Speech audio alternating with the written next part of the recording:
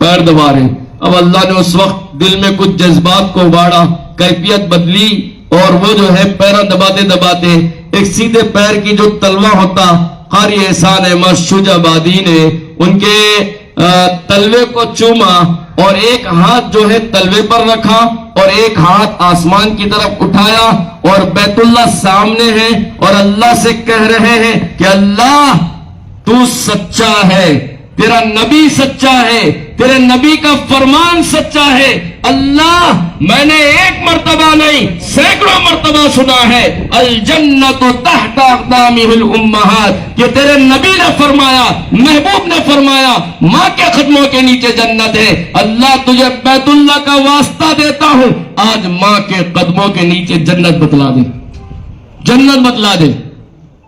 تو جو ماں سوئی ہوئی تھی وہ تھوڑا سا جاگی اور سیدھا قریب آئی. یہ قاری احسان احمد شجاع آبادی کہہ رہے ہیں ماں نے جو ہے اپنے بیٹے یعنی قاری احسان احمد شجاع آبادی کے ماتھے پہ مارا اور کہا پتر یہ کیا کر رہا ہے؟ تو وہ سیدھا ہاتھ پکڑ لیے اور بولے کہ اماں ایک چھوٹا سا سوال لیا ہوں, آج تو ہی جو ہے سفارش کر دے. تو اس وقت ماں نے جو کہا پنجابی میں جھلا ہوئے یہ کیسی خواہش ہوتی ہے, ٹھیک ہے, ہاتھ اٹھا اور کہا اللہ جیسا بھی ہو ہے تو تیرا میرا بندہ یعنی میرا پتر تیرا بندہ, اللہ میرے بچے کی خواہش کو تو پوری کر دے. کتابوں میں لکھا گیا, سینکڑوں علماء نے اس بات کو بیان کیا کہ ماں ہاتھ اٹھا کر بیت اللہ میں دعا مانگی, آنکھوں سے ایک قطرہ آنسو نکلا ادھر اور ادھر. قاری احسان احمد شجاع آبادی کہتے ہیں کہ بیت اللہ کے اندر ماں کی قدموں کے پاس سے ایک نور ظاہر ہوا, ایسا تھا کہ میں نے بیت اللہ میں بیٹھ کر موجود ہو کر وہاں پر اپنی آنکھوں سے جنت کو دیکھ لیا ماں کی قدموں کے نیچے. یہ قاری احسان احمد شجاع آبادی ملاقات کے لیے گئے.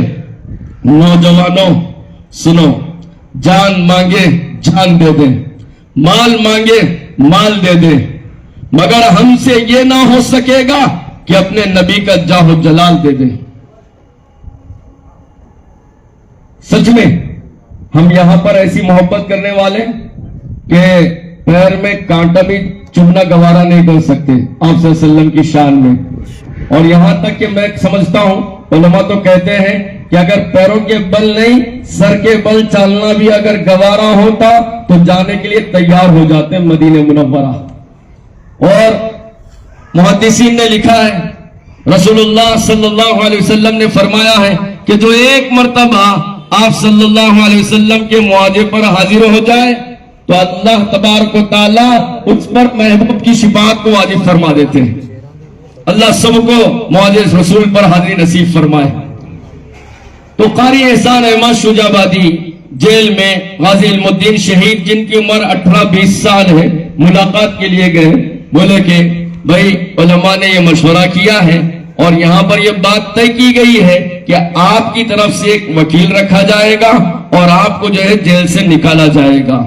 تو غازی علم الدین شہید نے اس وقت جو جملے کہے, نوجوانوں ذرا غور سے سنو. غازی علم الدین شہید نے کہا کہ کوئی ضرورت نہیں ہے, نہ وکیل نہ کوئی لڑنے والا, کوئی ضرورت نہیں, میں ایسے ہی ہوں, ایسا ہی اچھا ہوں.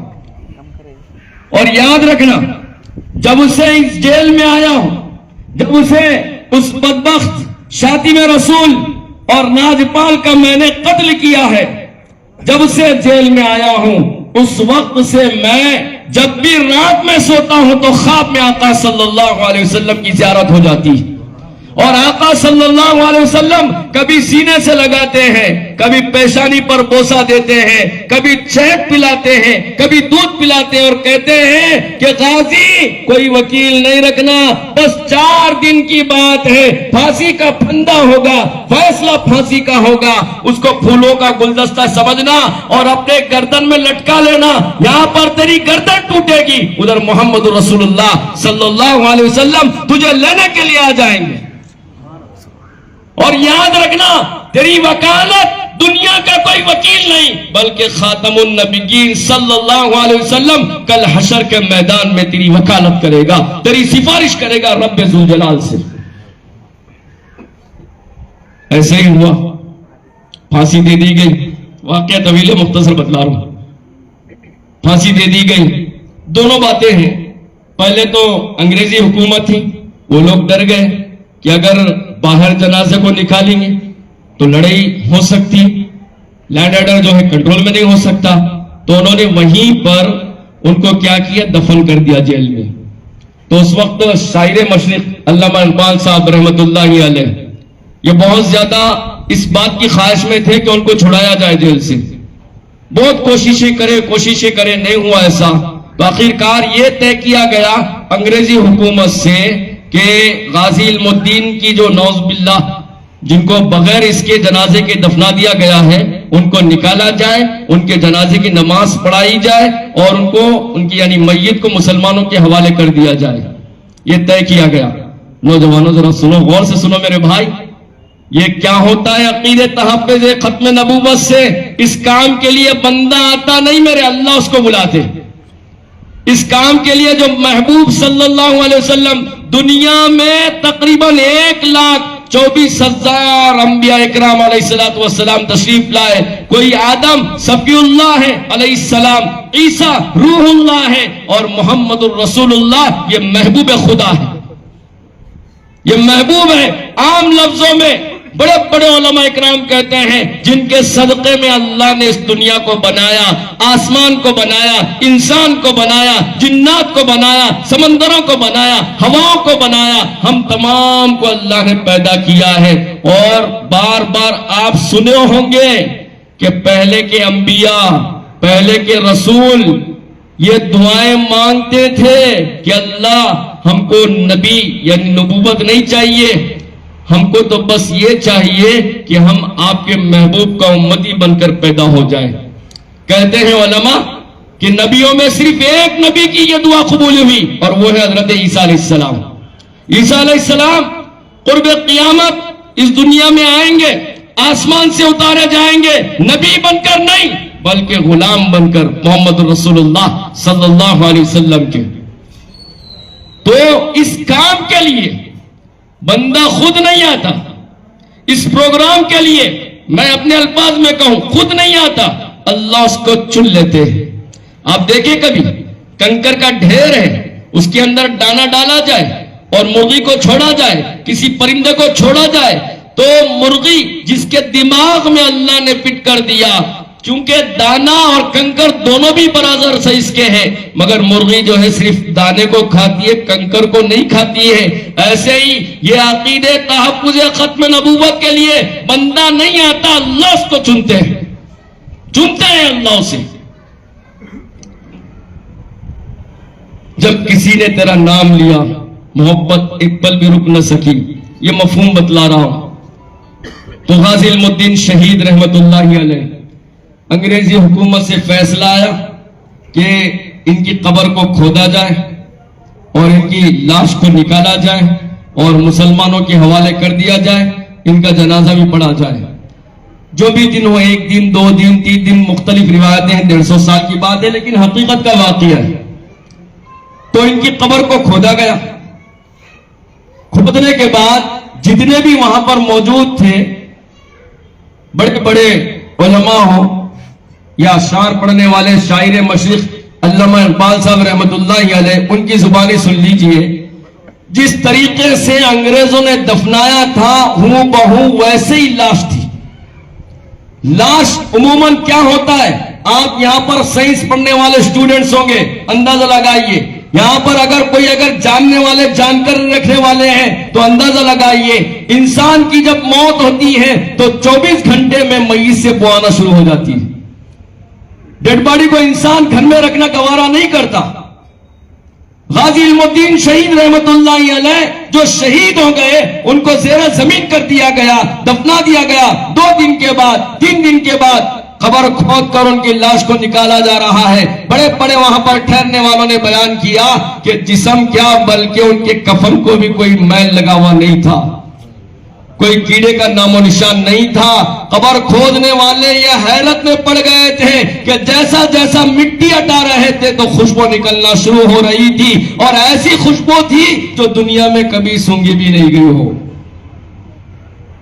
غازی علم الدین شہید رحمت اللہ علیہ کو نکالا گیا. اور وہاں سے سیدھا ان کو جو ہے ان کی ماں کے گھر لایا گیا.